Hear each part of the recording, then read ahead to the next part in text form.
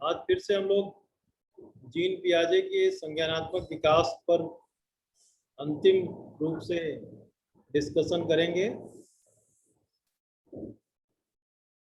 और मुझे लगता है काफ़ी लोग अब आ गए हैं और क्लास स्टार्ट की जा सकती है।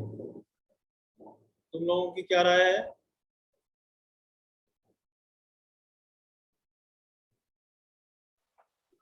जी सर, स्टार्ट करिए। सबसे पहले हम तुम लोगों की क्वेरी लेंगे। अभी तक जो कुछ भी हम लोगों ने पढ़ा है इसके बारे में, उससे कुछ प्रश्न बन रहे हो तो पूछ लो।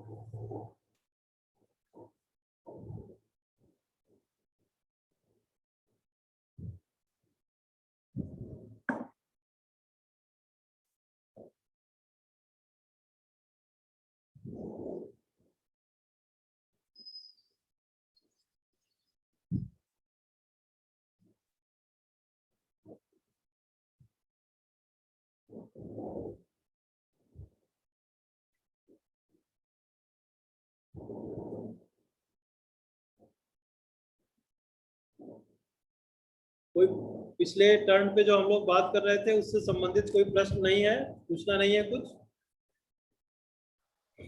नहीं सर। तो आज जीन पियाजे को बहुत ध्यान से आपको सुनना है और इसमें कोई क्वेरी लगेगी तो उसको नोट करते रहना है और बाद में फिर से उसको पूछ लेना है। पिछले टर्न पर हम लोग बात कर रहे थे कि अल्फ्रेड बिने के जो शिष्य थे जीन पियाजे जी, उन्होंने संज्ञानात्मक विकास की विभिन्न अवस्थाओं में होने वाले विकास के लिए एक सिद्धांत प्रस्तुत किया है जिसे हम लोग जीन पियाजे का संज्ञानात्मक विकास का सिद्धांत कहते हैं। ये शिक्षा जगत में बहुत ही महत्वपूर्ण सिद्धांत है। इस सिद्धांत के बारे में जानना न केवल शिक्षा शास्त्र के विद्यार्थियों के लिए जरूरी है, बल्कि मनोविज्ञान और अन्य विषयों का जो शिक्षक से जुड़े हुए लोग हैं उनके लिए बहुत जरूरी है, क्योंकि विद्यार्थियों इसमें जो हम लोग जो सीखते हैं वह सीखी गई चीज जो है वह विद्यार्थियों के साथ साथ शिक्षकों के लिए बहुत इम्पोर्टेंट है। इस बात को और आगे बढ़ाएं और इस टॉपिक को हम क्लियर करें और हम समझने की कोशिश करें। इसके पहले ही हम यह बात जानने की कोशिश करते हैं कि यह जो सिद्धांत है किस तरह से बहुत ही इम्पोर्टेंट है। तुम लोग ये समझो कि जो पियाजे ने संज्ञानात्मक विकास के बारे में बात की थी उसके संबंध में उन्होंने कहा था कि संज्ञानात्मक जो विकास है वह जन्म से लेकर युवा होने तक निरंतर चलने वाली एक प्रक्रिया है। इसका मतलब कि कॉन्सेप्ट डेवलप होना जन्म के बाद से शुरू होता है और युवा होते होते तक किसी चीज को की कॉन्सेप्ट बिल्डिंग होती रहती है। बालक इसमें धीरे धीरे संज्ञानात्मक विकास की निम्न अवस्था से उच्च अवस्था की ओर बढ़ता है। इसलिए विद्यार्थियों, अध्यापक के रूप में अध्यापक को चाहिए कि सबसे पहले बालक के संज्ञानात्मक विकास की अवस्थाओं को ठीक तरह से समझ ले। और अगर कोई भी शिक्षक संज्ञानात्मक विकास की इन स्टेजेस को ठीक से समझ सकेगा तो वह अपने विद्यार्थियों को निर्धारित अवस्था के अनुरूप ही शिक्षित करने और निर्देशित करने की कोशिश करेगा। यह बहुत ही इम्पोर्टेंट बात है कि संज्ञानात्मक विकास का जो पियाजे का सिद्धांत है वह अलग अलग स्टेजेस पर किस तरह से विद्यार्थियों को या बच्चे को सीखने में सुविधा होती है उसको ध्यान में रख करके अगर वो सिखाने की कोशिश करे तो वह एक बेहतर शिक्षक साबित हो सकता है। इसलिए उन लोगों को भी जो विज्ञान के अध्यापक हैं या जो इतिहास के अध्यापक हैं या गणित के अध्यापक हैं, उन अध्यापकों के लिए भी यह समान रूप से सिद्धांत उतना ही इम्पोर्टेंट है जितना एक शिक्षा शास्त्र के और मनोविज्ञान के विद्यार्थी के लिए आवश्यक है। पिछली कक्षा में हम लोगों ने जीन पियाजे की 4 अवस्थाओं की बात की थी। संज्ञानात्मक विकास की ये 4 अवस्थाएं कौन कौन सी थी? किसी के मेमोरी में हो तो बताए मुझे।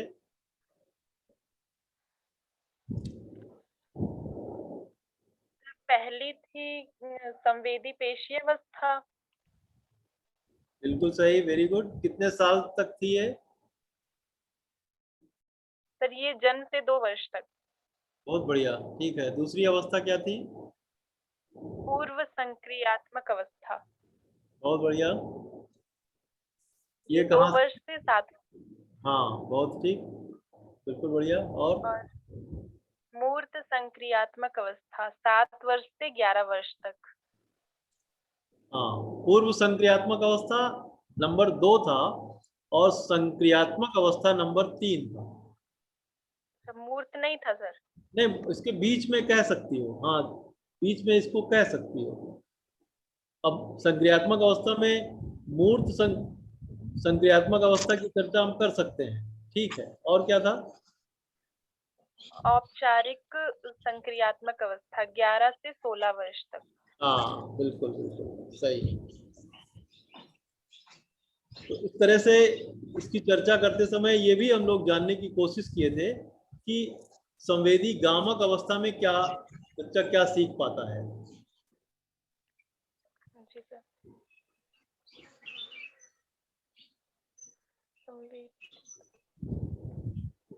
हमने बताया था, तुम्हें शायद ध्यान होगा, संवेदी गामक अवस्था जन्म से लेकर 2 साल की अवस्था तक जो प्रभावी होती है। इस दौरान बालक को यह लगता है कि उसको जो कुछ भी दिख रहा है उसके अलावा संसार में और कुछ नहीं है। संवेदी गामक अवस्था के दौरान बालक की प्रत्यक्षीकरण की सीमा के बाहर भी कोई वस्तु हो सकती है, ऐसा विचार उसके मन में नहीं आता है। ध्यान आ रहा है? इसकी बात हो चुकी है। जी सर। हम लोग इसको डिटेल में जान चुके हैं। सरोज, इसका कोई एग्जाम्पल है तुम्हारे पास?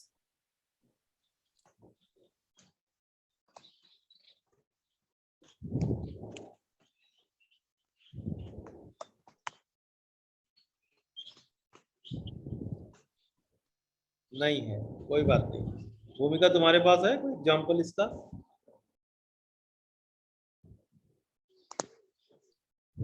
सर जैसे कि एक बच्चा कोई खिलौना खेलता रहता है, बहुत पुराना, मतलब अपने ही पास, जो उसका 24 घंटा उसके पास रहता है, बस वो उससे ही जानता है और कोई खिलौने को ज्यादा नहीं समझ पाता है।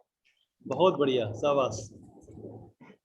अगर उसको उस खिलौने का प्रत्यक्षीकरण हो गया है, उसको वो उसने देख लिया है, लगातार उसी से खेल रहा है, तो वह उसको तो खेलना चाहता है।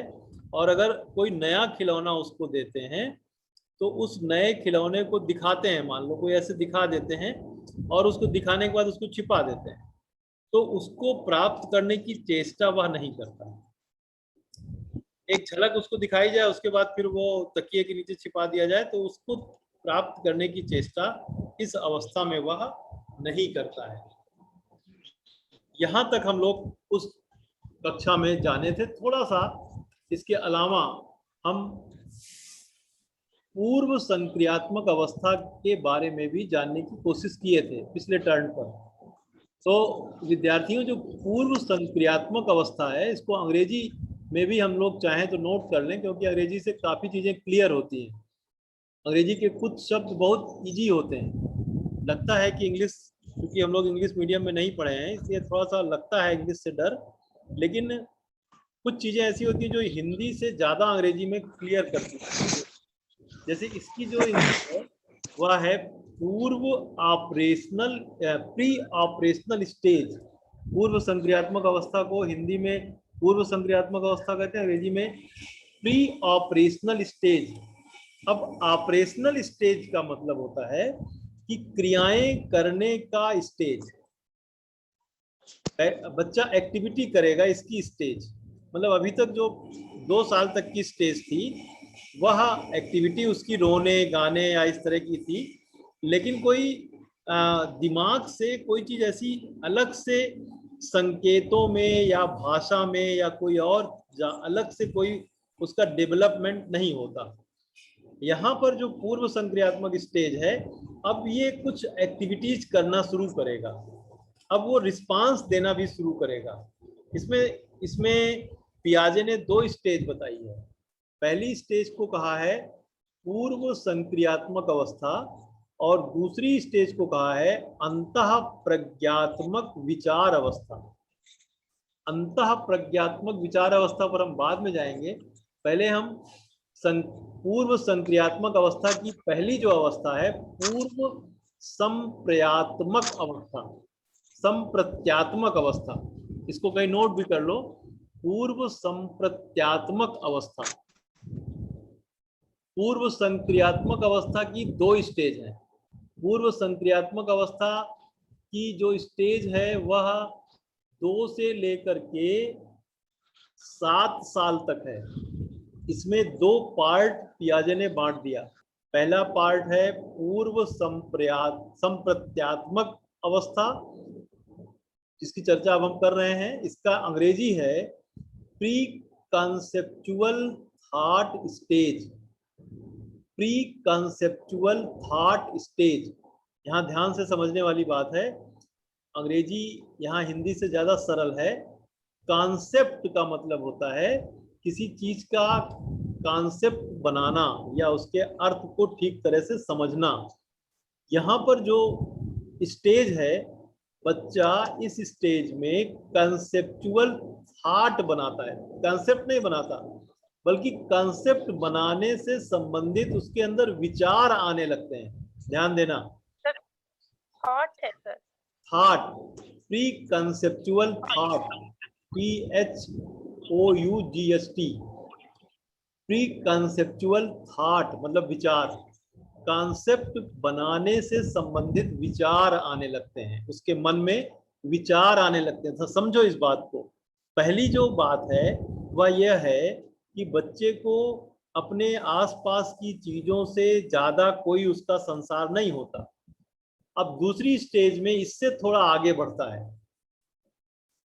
सारे विद्यार्थियों या समझो कि जो एक स्टेज की जो नाकामी है या एक स्टेज की जो उपलब्धि है वह दूसरे स्टेज की फर्स्ट स्टेज है। जैसे पहली स्टेज में वह अपने आसपास की जो संवेदनशीलता से संबंधित चीजें थी, जो आसपास का वातावरण था, उससे वो एक तरह से थोड़ा बहुत परिचित होने की कोशिश करता है। इसी परिचय को बेस बना करके वह अब आगे बढ़ रहा है, और बच्चा जब आगे बढ़ रहा है तो उसको कॉन्सेप्ट के बनाने के विचार उसके मन में आने लगते हैं। और यहाँ पर जो संकेत प्रणाली है, संकेत के माध्यम से वह कुछ सीखने की कोशिश करता है, संकेतों के माध्यम से, और थोड़ा थोड़ा भाषा का विकास भी इसी स्टेज पर होने लगता है। अब आपको यह जीन पियाजे की थियरी के साथ ये सोचना है कि पहली स्टेज में भाषा, संकेत, इन सब का कोई बहुत मतलब नहीं रहता है, लेकिन दूसरी स्टेज में, दूसरी स्टेज का जो फर्स्ट फेज है, वहां पर उसको भाषा की और संकेतों के प्रति अवेयरनेस डेवलप होने लगती है। मतलब यह नहीं कि वो संकेत समझने लगता है, बात समझना। अब यह भी नहीं है कि वह भाषा ठीक से जानने लगता है, लेकिन इसके बारे में धीरे धीरे वह आगे बढ़ने की कोशिश करने लगता है। इस अवस्था में, किस अवस्था में, 2 साल से लेकर 4 साल की अवस्था में वह ऐसा सोचने लगता है कि अब ऐसा कुछ और भी है। सामान्य चीजें वह समझने लगता है, लेकिन विशिष्ट चीजों के बारे में वह ठीक से नहीं समझ पाता है। सामान्य बातें समझता है, जैसे तुम उससे पूछो, भाषा में पूछो, अपनी भाषा में पूछो, उसको तो नहीं पता, वो बोल नहीं पाता है, वह आ ऊ करेगा लेकिन बोलेगा नहीं, लेकिन तुम्हारी भाषा को समझने की कोशिश करेगा। अगर तुम उससे कहो कि यह एक काला काला पेन है, तुम इसको एक काला पेन दे दो, उसके कहो कि ये क्या है, तो वह प्रत्यक्षीकरण से आगे बढ़ करके वह पेन को एक पेन समझता है। काला पेन हो सकता है काला पेन समझता हो, और जब तक दूसरे रंग के पेनों को वो नहीं देखेगा, वह दूसरे रंग के पेनों को भी देख लेगा, तो काले पेन को काला पेन समझेगा, पीले पेन को पीला पेन समझेगा, हरे पेन को हरा पेन समझेगा, सफेद पेन को सफेद पेन समझेगा। पेन के अंदर पेन है और उसका रंग सफेद है, यह विशिष्टता वह नहीं समझ पाएगा। बात कुछ समझ में आ रही है? हाँ सर। इस स्टेज पर सामान्य चीज वो समझेगा, जैसे तुम कोई बुक उसको दे दो, बुक तो समझ जाएगा, लेकिन बुक पेजेस से बनी है और पेज कागज से बना है, यह विशिष्टता, यह स्पेशलिटी वो नहीं समझ पाता है। ऐसे एक और उदाहरण लेते हैं, कल उस दिन मैंने लिया था उदाहरण, जैसे किसी कमरे में चींटियां चल रही हो, ढेर सारी चींटियों की एक लाइन चल रही हो। अब उसको ये लगता है कि ये अलग अलग चींटियां नहीं हैं, बल्कि एक ही चींटी रिपीट हो रही है। एक चींटी थी, वही आगे वह है, वही पीछे, वही आगे नीचे पीछे सब है, मतलब वही चींटी रिपीट होकर के एक लाइन बनी हुई है। इस तरह की इस तरह का डेवलपमेंट इस स्टेज पर होता है। इस तरह का डेवलपमेंट नहीं होता कि ये अलग अलग चींटियों की पंक्ति है। ऐसे ही एक और एग्जाम्पल पियाजे ने अपने इसके सिद्धांत के एनालिसिस के समय ही किया था, कि उन्होंने एक लाइन में 7 छोटी छोटी गोलियां एक कम दूरी पर, या नॉर्मल साइज की गोलियां कम दूरी पर एकदम बिछा दिया, और उसके जस्ट बगल में 6 गोलियां ऐसे बिछाया कि वो 7 गोलियों की लाइन से थोड़ा बड़ी हो गई। जब बालक से पूछा गया कि ये कितनी गोलियां हैं, तो वह 6 गोलियों वाले को ज्यादा गोलियों के रूप में काउंट किया, क्योंकि उसकी लाइन बड़ी थी। तो यहाँ पर बताने की कोशिश यह है कि बच्चे में विशिष्टता की स्थिति तक संज्ञान नहीं हो पाता। कायनात समझ रही हो? Yes sir. मतलब बच्चे की जनरल अवेयरनेस तो हो जाती है, लेकिन उसकी स्पेशल अवेयरनेस के लायक वह नहीं हो पाता। अगर तुम उसको कहो कि अमुक चीज दूसरी चीज के बराबर है, जैसे कोई तुम कहो कि ए बराबर बी, तो वह ए बराबर बी समझ जाएगा। लेकिन तुम उसको ये कहो कि अब बी बराबर भी ए होता है, तो यहाँ पर वो वहां पर उसका जो मानसिक संज्ञान है वो जवाब देगा। ए बराबर बी अगर उसको उसमें सीखा है तो ये ठीक है, ए बराबर बी। अब उसका उल्टा प्रतिकूल कर दें तो 4 साल की अवस्था में अगर अगर ए बराबर बी है तो बी बराबर भी ए होगा, इस चीज का वह ज्ञान ठीक से नहीं कर पाता है। तो यह है पूर्व संप्रत्यात्मक अवस्था, इसको कहते हैं प्री कंसेप्चुअल थॉट स्टेज। इस स्टेज में कोई क्वेरी, कोई समस्या किसी को? सरोज, तुमने हाथ अप किया है।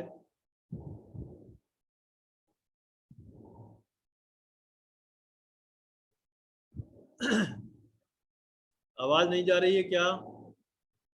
या तुम कुछ और करने लग गए?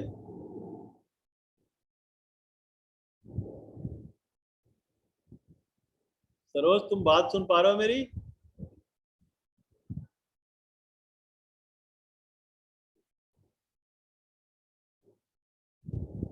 इस स्टेज से आगे बढ़ूं?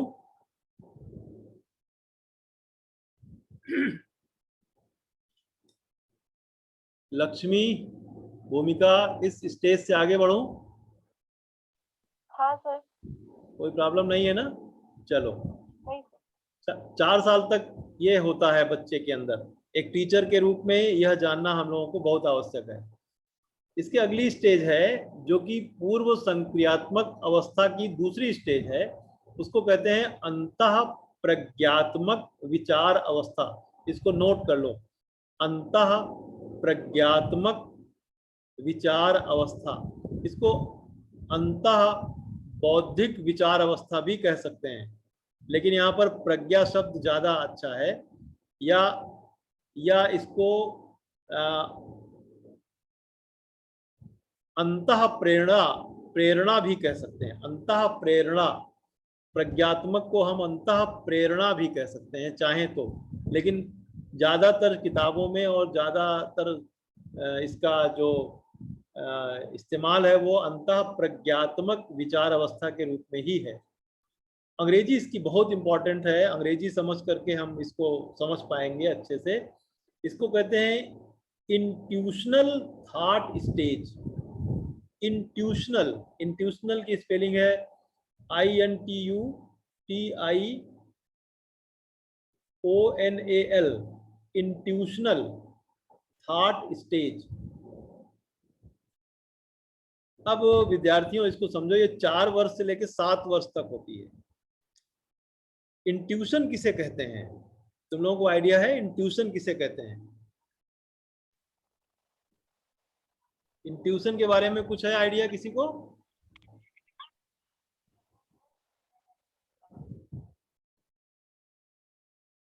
बहुत बहुत शब्द ये इस्तेमाल होता है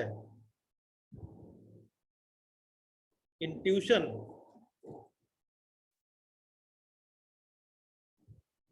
कायनात जानती हो इंट्यूशन क्या होता है? सर हमारी सोच होती है। बताओ ना, इतना बढ़िया जानती हो फिर भी नहीं बता रही हो। सर जैसे कोई भी कार्य अगर कर रहे हैं तो इसके पीछे आपका इंट्यूशन क्या है बोलते हैं? क्या कर रही हो? कोई भी कार्य?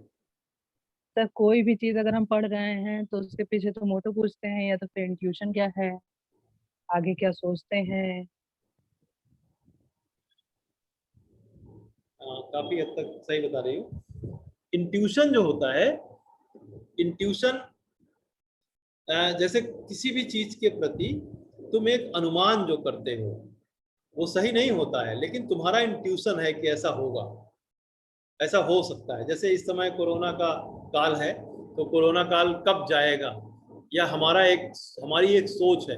हम चाहें तो इसको कह दें कि हाँ अभी जाएगा, हो सकता है कि मेरी सोच में मेरी इंट्यूशन हो कि ये जल्दी चला जाएगा, और किसी दूसरे की इंट्यूशन हो कि नहीं ये देर में जाएगा। हो सकता है हम में से हम सही हो या कोई दूसरा सही हो। इसका मतलब इंट्यूशन पूरी तरह सही नहीं होते, लेकिन हर व्यक्ति अपने अंदर एक इंट्यूशन क्रिएट करता है, और ये इंट्यूशन क्रिएट करने की जो स्टेज है वो यही स्टेज है। कब? 4 साल से लेकर पहली अवस्था जो 2 से लेकर 4 थी, अब ये 4 से लेकर 7 साल तक की अवस्था। ठीक है, अब इसको इस अवस्था में तुम लोगों को ये जानना है कि बालक जो है वह प्रारंभ में वस्तु के एक ही आयाम को समझते हुए आगे बढ़ता है, और वह धीरे धीरे यह जानने लगता है कि वस्तु की मात्रा उतनी ही है, देखने में भले ही कम या ज्यादा लगे, लेकिन वह उस अवस्था को अपने अंतः प्रज्ञा के माध्यम से वह समझने लगता है। यह ऐसी स्टेज है जो 4 साल से लेकर 7 साल तक वाली, जिस अवस्था में बालक जो है वह स्टेप्स या कड़ियां जोड़ने लगता है, एक कड़ी को दूसरी कड़ी के साथ जोड़ने लगता है, लेकिन एकदम से उसका तार्किक आधार नहीं समझ पाता, वह केवल अनुमान लगाता है। उस अनुमान को हम अंतः प्रज्ञा के आधार पर ही समझते हैं, और इसी स्टेज पर एक और भी खास चीज उसके साथ विकसित होती है। वो उस खास चीज को बहुत क्लिष्ट भाषा में, हिंदी में लोग इसको जानते हैं, जीवित्वारोपितता। जीवित्वारोपितता, इसको लिखने की जरूरत नहीं है, ये ऐसी विशेषता है, इसको ऐसे ही समझो कि जीवन के प्रति उसका कॉन्सेप्ट जो है, अगर अंतः प्रज्ञात्मक या इमैच्योर होता है और मैच्योरिटी लेवल से नीचे होता है, तो इस शब्द का इस्तेमाल करते हैं। इसमें इस स्टेज पर बालक को ये लगने लगता है कि जैसे कोई चीज चल रही है, या किसी चीज में हलचल हो रही है, या कोई गतिमान है, तो इसका मतलब वो जीवित है। इस चीज का अंतर वो नहीं कर पाता कि वह वास्तव में जीवित है या जीवित नहीं है। जैसे ट्रेन का चलना या बस का चलना या फिर चांद का चलना, तारे का चलना, इन सब चीजों को चलते हुए देखकर उसको लगता है कि ये सब जीवित है। इस स्टेज की यह विशेष बात है। जैसे तुमको अभी पिछले स्टेज में यह देखने को मिला कि चींटियां चल रही हैं, अलग अलग चींटियां हैं, यह वह नहीं समझ पाता, उसको लगता है कि एक ही चींटी रिपीट हो रही है। या वो गोलियां, जो 7 गोली और 6 गोली वाला जो एग्जाम्पल था, अब ये समझ जाएगा, यहां पर वो समझ जाएगा कि 6 गोलियां दूर दूर रख दी गई हैं, वास्तव में 7 गोलियों वाली संख्या ज्यादा है, उस लाइन में ज्यादा गोलियां हैं, या वह समझ जाएगा। ठीक है, आ बराबर बा हो सकता है तो बा बराबर आ भी हो सकता है, यह समझ जाएगा। अच्छा, इसके साथ साथ तुम लोग ये भी जानो कि जीन पियाजे ने ये बात कही थी कि जो स्टेज है उसका अगला जो स्टेज है, जिस स्टेज में वह जो चीज नहीं सीख पा रहा है, ठीक वही चीज उसी क्रम में अगले स्टेज में उसको वो सीख लेता है। तो पिछले स्टेज की जो चीजें उसकी आधी अधूरी रह गई थी, उन चीजों को वह इस स्टेज में पूरा करता है। वह विशिष्टता को भी समझने लगता है, लेकिन यहाँ उसकी समझ जो है बहुत पक्की नहीं होती। उसकी समझ में उसका इंट्यूशन इफेक्ट डालता है, इंट्यूशनल समझ होती है, और वह एक अनुमान लगाता है, इसका कोई तार्किक आधार नहीं दे पाता। जैसे लाइन में तुमने 6 गोलियां रखी, एक लाइन में 7 गोलियां रखी, अब वो 7 गोलियों वाली लाइन छोटी होने के बाद भी यह अनुमान कर लेता है कि उसमें ज्यादा गोलियां हैं, लेकिन बहुत ज्यादा उसकी लॉजिक नहीं दे पाता। वह देखता है, समझता है, और उसको इंट्यूशनल या सोचता है कि नहीं, ये वाली लाइन में ज्यादा गोलियां होंगी, लेकिन वह चूंकि दूरी से दूर रहता है, उसको काउंट नहीं कर पाता है, फिर भी उसकी उसकी जो है उसका साक्ष्य वो नहीं दे पाता है, लेकिन विशिष्टता को वह समझ जाता है। यह बात इस स्टेज में होती है। कोई समस्या इस स्टेज में?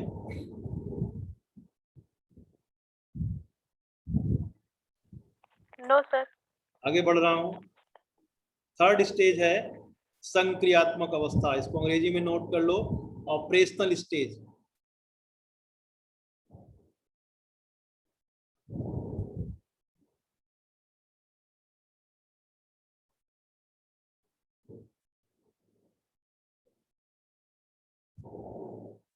ऑपरेशनल स्टेज नोट कर लिया? जी सर।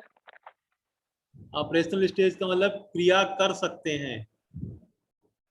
अब विद्यार्थी उसकी क्रिया कर सकता है।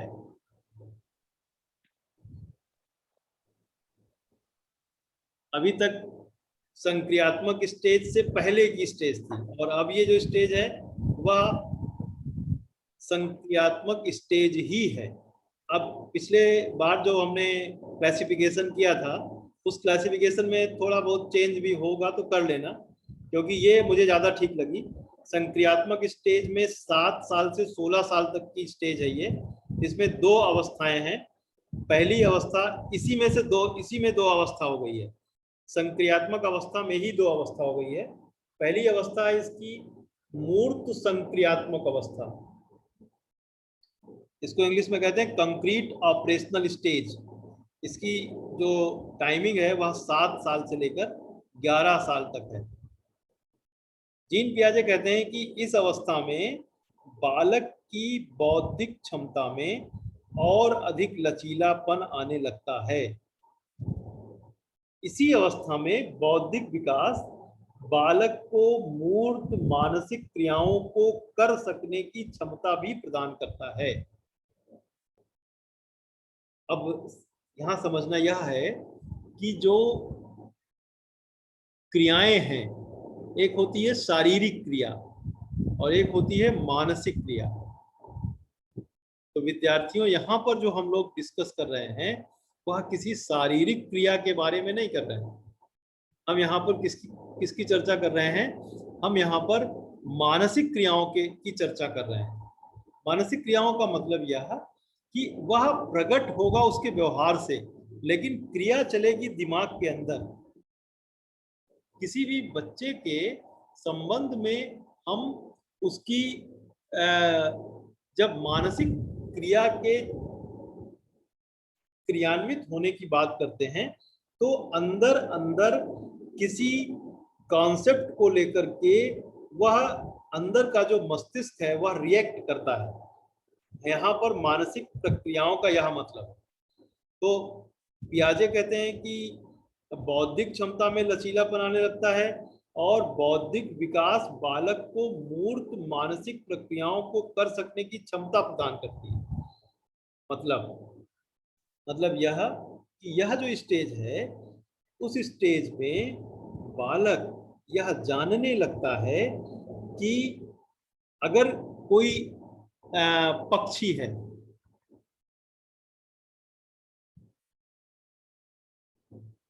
मान लो कोई पक्षी है, उस पक्षी को जैसे मोर है, ठीक है, तो मोर का जो पहले अगर देखा जाए, आवाज जा रही तुम लोगों तक? तो वॉइस रिपीट हो रही है। रिपीट हो रही है ना? Yes sir. हाँ, 2 बार आ रही है जैसे।